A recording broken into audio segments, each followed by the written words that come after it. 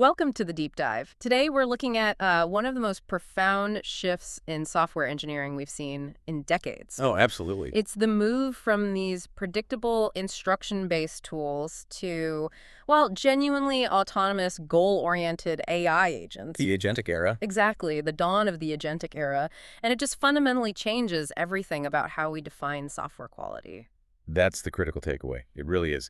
The inherent non-determinism of these agents. Meaning you can run the same thing twice and get a different result. Exactly. And that shatters our traditional models of quality assurance or, QA. If you write a line of code, you expect one output. Right. But if you ask an agent to plan a multi-step project, the possibilities just explode. So traditional testing, which looks for bugs and crashes, it's totally insufficient. Because failure isn't a crash. No, it's Yeah. rarely a technical crash. It's a subtle flaw in judgment. So if QA is broken, our mission today has to be to define a new discipline, something we're calling agent quality. Yes, and it can't be just a final testing phase that you bolt on at the end. It has to be an architectural pillar, baked in from day one. We're moving from building agents that are merely capable to building ones that are genuinely, reliable and trustworthy. And to help you build that architecture, we have three core messages for this deep dive. First, the trajectory is the truth. Meaning the whole process, not just the end result. Precisely. The steps, the thoughts, the tool calls. Right. Second, observability is the foundation.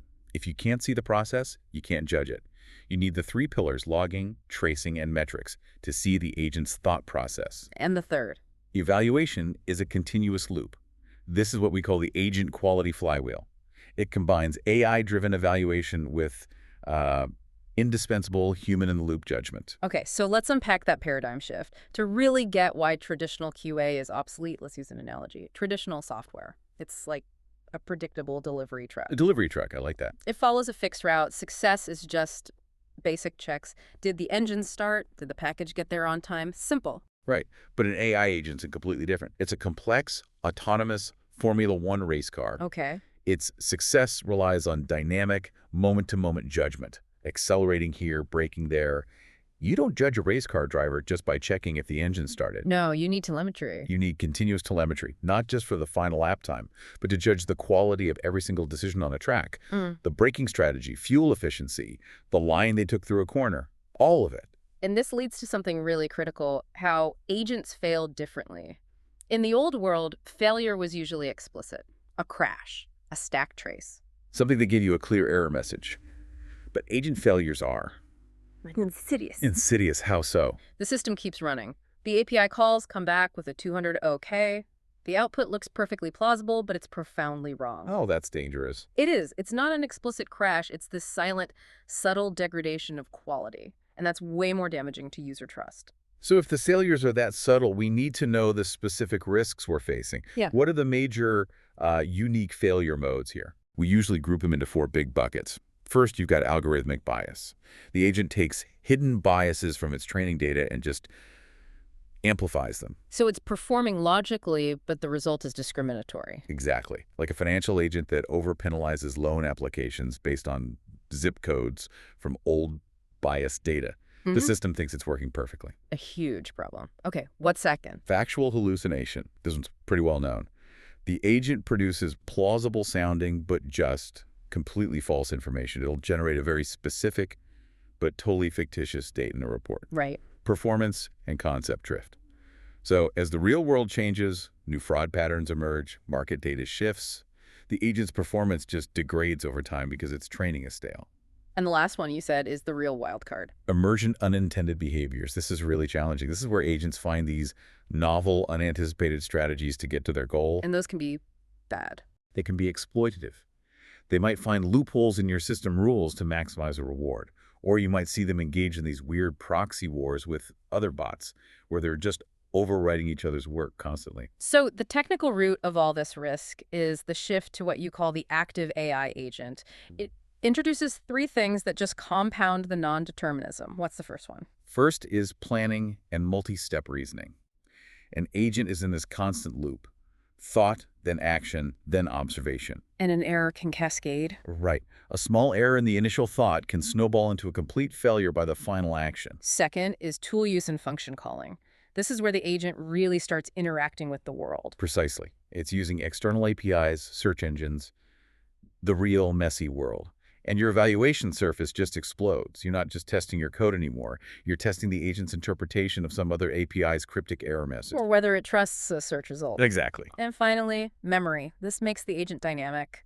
Right, because agents maintain state, either short-term or long-term. Their behavior evolves.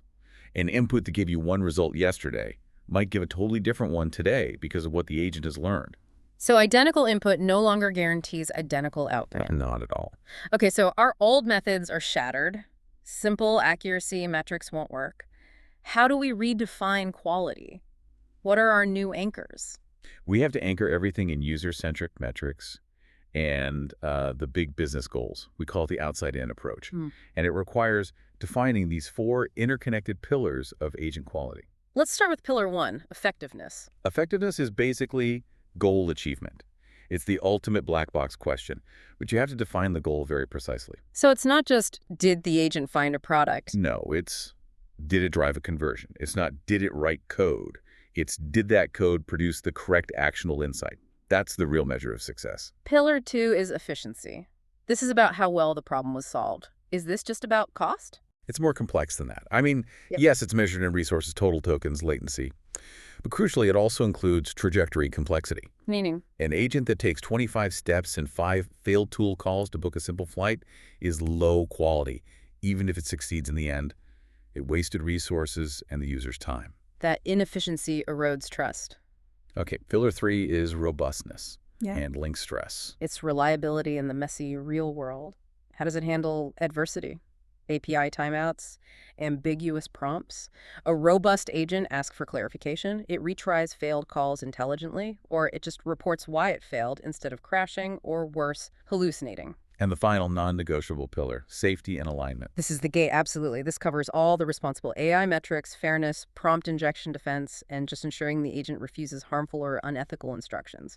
It's about being a trustworthy proxy for your organization. So we have the 4 pillars. Now, how do we actually apply this outside-in strategy? You said start in the black box, then open the glass box. Exactly. Stage 1 is the black box, end-to-end evaluation. We measure the final performance against the goal. Task success rate. User satisfaction score. And this tells us what went wrong. Right. If the agent scores 100%, great. But if it fails or the output is flawed, we immediately move to stage 2. Stage 2, the glass box. Trajectory evaluation.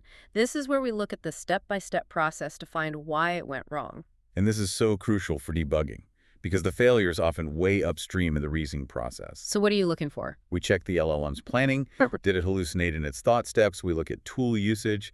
Did it call the wrong tool? Did it generate malformed JSON? And critically, we check tool response interpretation. So did it understand the tool's response? Yes. Did it fail to recognize a 404 error from an API and then just proceed confidently as if it worked? That's a classic dangerous failure mode. That confidence in the face of failure seems to be the core vulnerability. It is. Proceeding on bad data is a disaster. The glass box also exposes inefficiency redundant steps, excessive API calls. This granular view is what lets you actually fix the agent's logic, not just tweak a prompt. But this sounds like a massive amount of work. We can't have people manually checking every single step of every transaction. How do we scale this? You need a hybrid stack of judges. First, you use simple automated metrics, things like Rouge or BERT score. Fast but shallow. Exactly. They're a low-cost first filter. If a new commit drops your average BERT score, you know you have a regression. It's a signal. Then you escalate to something smarter. The LLM as a judge idea. Right. Here you use a powerful, maybe more expensive model to evaluate the output of your agent against a detailed rubric based on our 4 pillars. And a key tip here. Yes. Prioritize pairwise comparison. Having the LLM judge response A versus response B is much more reliable than just asking for a 1 to 5 score. It gives you a much stronger signal of improvement. And we can go even further and use an agent as a judge. Yes, a specialized critic agent. This agent doesn't look at the output. It evaluates the full execution trace of the primary agent. So it's judging the process itself. The whole process. Was the plan logical? Were the correct tools chosen? This is essential for catching deep-seated flaws in planning that you'd otherwise miss. But automation can only get us so far, right? Especially with safety and nuance. Human in the loop still has to be part of this. Indispensable. The human is the ultimate arbiter of quality. They provide the domain expertise, they interpret nuance like tone and creativity, and they are essential for creating what we call the golden set, The benchmark. the benchmark, the definitive suite of human-validated test cases that all your automation relies on. Automation gives a scale, but the definition of good has to be anchored to human values. Now, none of this evaluation works unless the agent is actually built to be evaluated. Which brings us to observability. Let's go back to your kitchen analogy. Okay, so traditional software monitoring is like checking a line cook's recipe checklist. Is the grill at the right temp? Did they follow the steps? It's a known, predictable process. And the AI agent is the gourmet chef in a mystery box challenge. Precisely. And observability is the food critic, judging that chef's creative process. So it's not just tasting the final dish. No. The critic wants to know why the chef chose basil, how they adapted when they ran out of sugar. The focus shifts completely from, is the agent running, to, is the agent thinking effectively? And we get that insight from the 3 pillars of observability. Pillar 1 is logging, the agent's diary. What do the logs need? They have to be structured. JSON is ideal. They need to capture the prompt response pairs, every intermediate reasoning step, the chain of thought, and the structured tool calls. Inputs, outputs, errors, everything. Pillar 2, tracing, the agent's footsteps. If logs are the individual events, the trace is the red yarn connecting them all. It stitches them into a coherent story. Exactly. The why. Tracing is indispensable for debugging. It shows you how a search failure led to null input, which confused the LLM and caused a hallucination 2 steps later. You really need standards here, like open telemetry. And pillar 3, metrics, the agent's health report. Right. These are the quantitative summaries from the logs and traces. How well did it happen? And we split them into 2 types. Which are? System metrics. These are the vital signs for your SREs. Latency, tokens per task, error rate, infrastructure health. And the second type is quality metrics. This is for the product teams. Absolutely. This is where you judge the decision-making. Correctness. Helpfulness ratings. But crucially, these metrics require that judgment layer, the LLM as a judge, to run on top of the raw data. The logs don't tell you if an answer was helpful, but the judge does. What's fascinating is that you need separate dashboards for these. You have to. An operational dashboard tracks latency and costs. A separate quality dashboard tracks the nuanced stuff. Hallucination rate, helpfulness score.